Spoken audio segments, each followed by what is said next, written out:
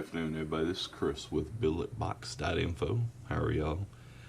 I have been playing with the Hellfire Exocet V2 for the last few days, and I want to share my first impressions. This is not a review.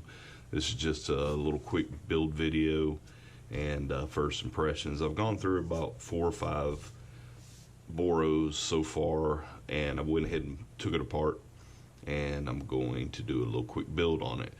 I one-shot the first build based on a video from Courtney Mathers of BoroBox Bay, and now he's got his Machina, I guess it would be, his panel company.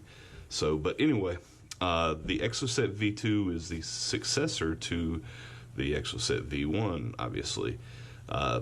Obviously the same height because, well, it wouldn't fit in a Boro otherwise, but it's a little different. The V1 was cylindrical and V2 is an oval, and this thing will sit down in your Boro, and the Boro is not dry, and instead of having the juice holes to the sides or to the front, it's kind of cocked off in there a little bit. You'll see when I get it put in there. But anyhow, the V2 is made of 304 stainless steel. It's a 3-piece construction. You got a chimney here, just like the V1. You got the chimney, and then you've got a sleeve that goes over the deck. That's the V1's deck, and I'll show you that next to the V2 deck. All right, so the V2 has a little bit different chimney. It's a little curved, and let's get this, there we go.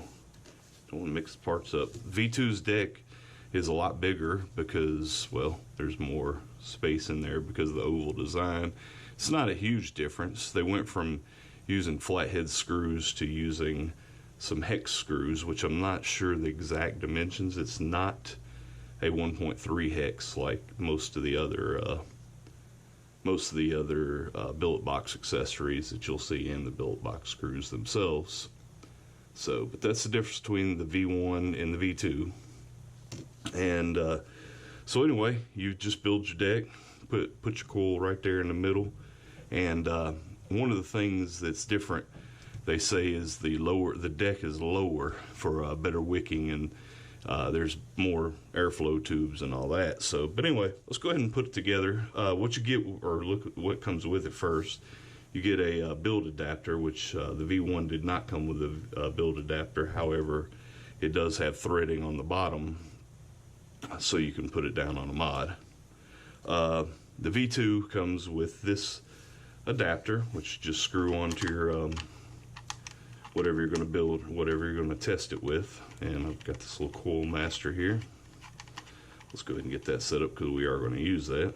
So basically, that pin, it looks like that shouldn't be there, but that is actually supposed to be there. In order to use this, you have to take whatever airflow / 510 pin you're going to use on the V2, and you can take it out. You don't screw them in, they just come in and out. And you just pop that down on there, and then a few turns, and it's ready to go. So with the V2, you get 3. This is your 510 connector, or your positive pin, and your airflow. You've got a 1.0 millimeter, which I'm not sure on the video if you're going to really be able to see how just how small that is. You've got a 2.0, which is that one, and we're not going to use either one of those. I'm not, at least. And a 3.3, and this is the one we're going to use when we put it back together. And in addition, you get two set screws and a couple extra O-rings in the package. So, all right, so let's put this thing together. I have put together this should ohm out at about 0.4 to 0.45. It's a 3 millimeter fuse Clapton, and I've already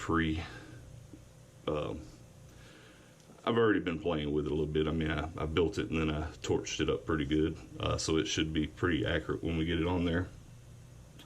And let's see here. Let's grab grab a coil rod here, put that on there. So it's really easy to throw this down. Basically, you have, let me take it off and show you. You've got right here, if I could show you that, you've got notches.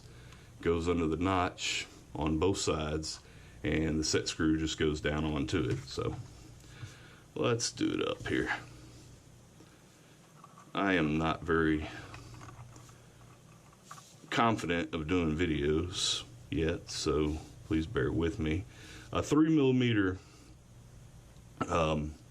coil is going to be a little tight in there, but it's plenty of room. I had no problems getting it set up, so I'm going to go ahead and start that one side, lift that up a little bit. Then we're going to go ahead and I'm going to force this one in here a little bit. And like I said, I do not know the actual, it's not a 1.3 hex, it's something else. So make sure I'm getting it up under there. There we are. Just tighten it up a little bit. We're gonna get this. I don't go above the posts there, so I just right there. And let's move that over just a little bit.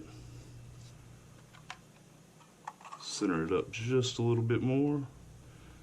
And that should be about good for me. That's right over the airflow and pretty center on the posts.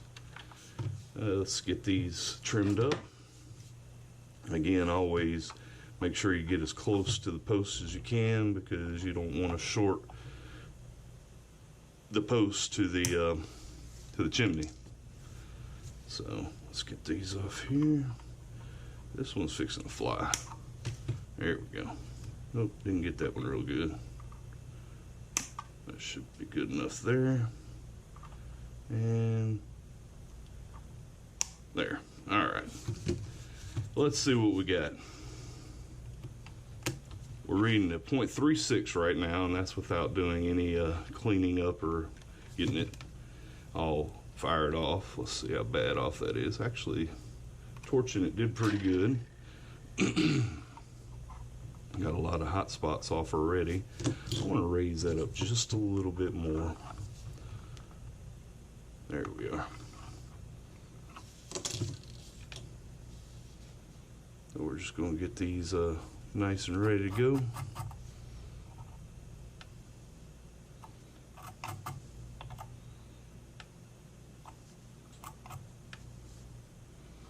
All right, that's good enough for government work. It's gonna make a good, there we are. Yeah, we're good to go. All right, so we're gonna give that just a second to cool off. And like I said, that is a 3mm. It'd be a little bit more room to work in if you went with a 2.5, but as you can see, there's nothing touching each other, even though it looks pretty tight in there.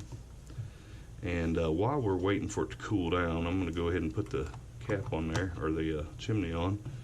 Make sure, so it's reading 0.39 right now, so no short there. We're good to go. So let's go ahead and get some cotton in here. Something Courtney does, which is pretty much in line with everything I've seen on the what people were doing with the V1, is just go ahead and get that in there. I don't get too tight. And work that in there. And what Courtney said to do, you see these juice channels there? At the bottom, you want to get those down. Get your cotton right there. Pop the cap on there. Drop it down. And take your scissors. Make sure you haven't pinched any of the cotton in there, and then just take your scissors and go right up against, leave like a millimeter outside. There you are. Cut that off, and that's it. Now we're going to take some juice and wick it up.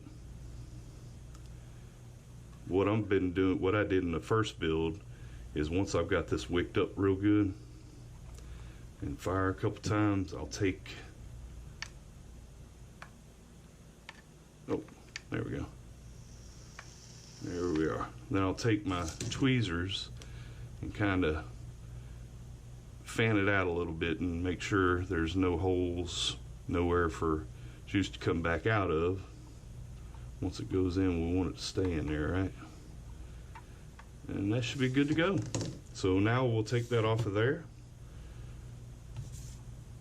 Sometimes you got to hold down on that, if you got it on there real tight, you got to hold down on the, yeah, it's going to go ahead and come off with it this time, but if you hold down, it's got a little edge you can grab. You can keep it from coming off of your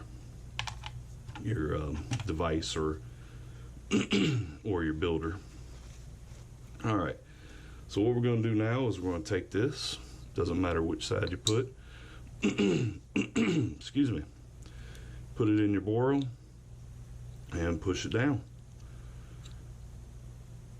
There you are. Then you're going to take your chimney section, you're going to come down from the top, line it up. There you are.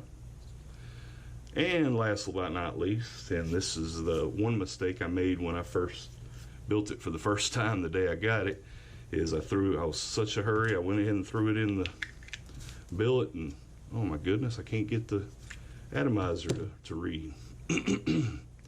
There's a good reason for that. You got to put your airflow pin back in.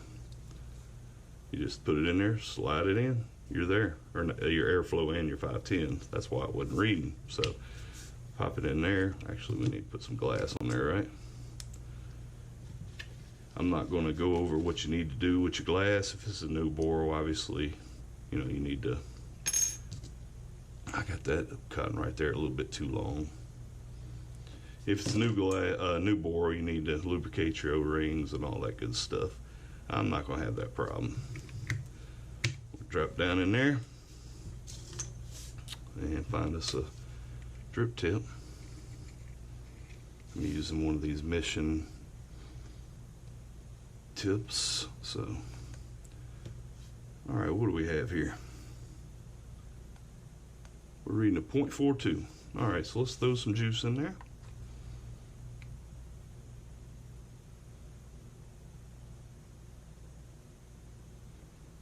There we are. Slide that up. Finish off that tip.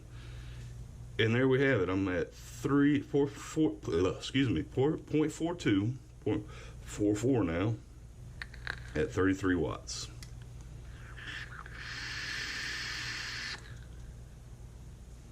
That's great. All right, let's come back up top and I'll give you some, there's the bubbles going on there. We'll come up top and I'll give you some of my impressions. Yeah, it's wicking just fine, you see that. All right, be right back. All right, guys, here we go. Exocet V2 in place. Like I said, it's reading about 0.44, hitting it at 33 watts.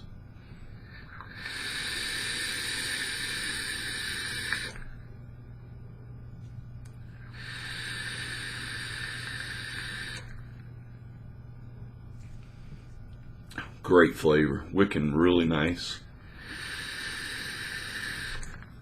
You can see that. Bubbles, bubbles, bubbles. Again, I've used it for about 2.5 days now. Probably gone through about 5 or 6 boros. I don't like to use only the same billet box every time I reach for one. I try to grab whatever's handy, and I keep several of them here on my desk, and I carry 3 or 4 to work every night with me. But yeah, this is flavor wise, it's right up there with the bridge.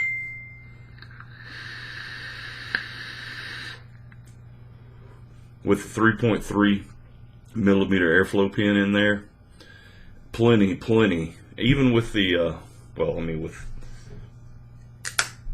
with my panels on, there's no airflow in the front there, but the mums, Boro, the airflow through there, and the 3.3, for me, plenty.